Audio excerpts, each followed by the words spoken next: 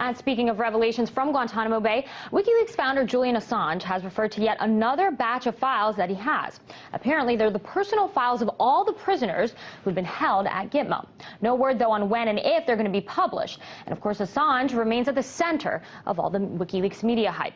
But as he conducts interviews from a mansion in England, Private First Class Bradley Manning, the soldier the military believes is responsible for downloading and, of course, leaking all this information, he's being held in solitary confinement at the Quantico Marine Corps base in Virginia. Now, this is causing groups like the Psychologists for Social Responsibility to speak out.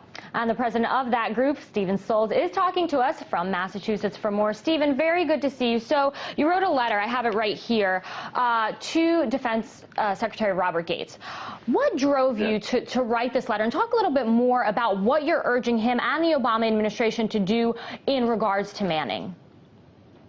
Well, our organization, Psychologists for Social Responsibility, has been very concerned about torture and psychological torture in particular for a number of years.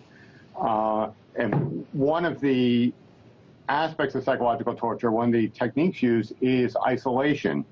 So we were very concerned when we heard that Bradley Manning, who it's important to understand has not been convicted of any crime, has been held in solitary confinement now for 5 months, since July. And our understanding, as is reported by his attorney and it's pretty much confirmed by the government, is he's kept in his cell 23 hours a day. He's not allowed to even exercise. If he tries to do push-ups, they go in and stop him. He's not allowed to sleep during the day. He has virtually nothing to do. He's supposedly allowed to exercise for 1 hour a day, but that means only walking in a figure 8 with shackles on in a completely isolated room. Now, we as psychologists know that this type of isolation is very harmful to people. You know, people live in a social environment. We live with other people, with our families, with our spouses, with our friends, with our colleagues. And when we're isolated from that, we do not do well. Stephen, when you say we don't do well, I just want you to elaborate on this. I mean, the conditions that he's placed in, those that you described, what does that really do to one's psyche? I mean, talk a little bit more about that from your professional perspective. Well, it induces a sense of listlessness, of hopelessness. In many people, it induces depression, anxiety, sometimes suicidal thoughts, cognitive confusion, being unable to think clearly, and in some cases even hallucinations and delusions. So this is not something that anybody should be subjected to except in the most extreme circumstances, which there's no evidence that this is.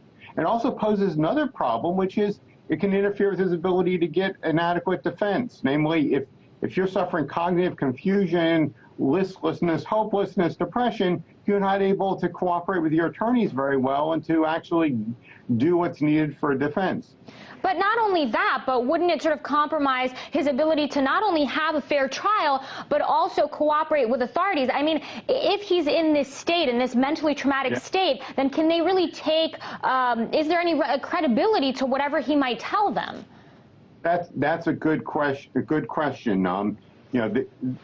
Those who support torture and forms of abuse talk about all the great information you get from it.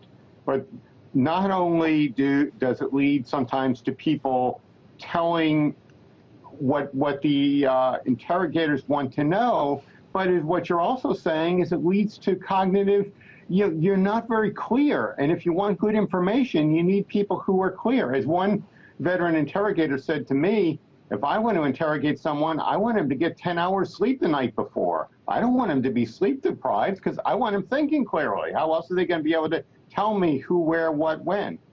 It's interesting because you've written and you've said before that this is, quote, unusual and inhumane treatment, and you say that it's in violation of U.S. law. So if that's the case, then essentially how are they getting away with it? Well, unfortunately, in the last decade, the government's got away with a lot of things which in saner times they wouldn't have gotten away with. it's up to citizens to say this isn't the kind of America we want to live in. You know, given and that's part of why we wrote the letter. Given everything that you just said, especially given the fact that these studies, you know, they go back hundreds, if not thousands of years of what solitary confinement does to a person, why haven't we seen any kind of change then, do you think? Well, unfortunately, over the last 40 years in our country, we've had a very punitive attitude toward prisoners. You know, that's solitary confinement is sort of the ultimate in punitive nature. Some countries, I think European countries, have become more humane in their penal system. They have much lower rates of recidivism than we have in this country. And it's unfortunate that, in fact, I think that these things like solitary confinement are counterproductive.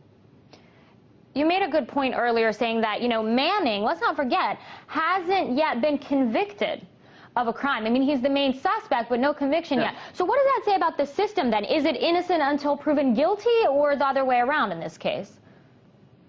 Well, we don't know what's going on. I mean, there is speculation that there may be attempts to pressure him to cooperate in getting Julian Assange. You were talking about it in the lead-up. I don't know. I mean, I don't have insights to what the government's up to. To some degree, this is a brutality that sometimes goes on in our justice system. To some degree, this is, I think, punishment for him, that they're trying to send a message that this is what will happen to whistleblowers. And there may be other factors we're unaware of. That's a very but it really doesn't matter. This is not what should be done. It's not right. That's a very interesting point. You know, what message does this send? And are they doing this to Manning in order, like you say, to send that kind of message? Stephen Stoltz, president of Psychologists for Social Responsibility. Thanks so much for your time and analysis today, Stephen.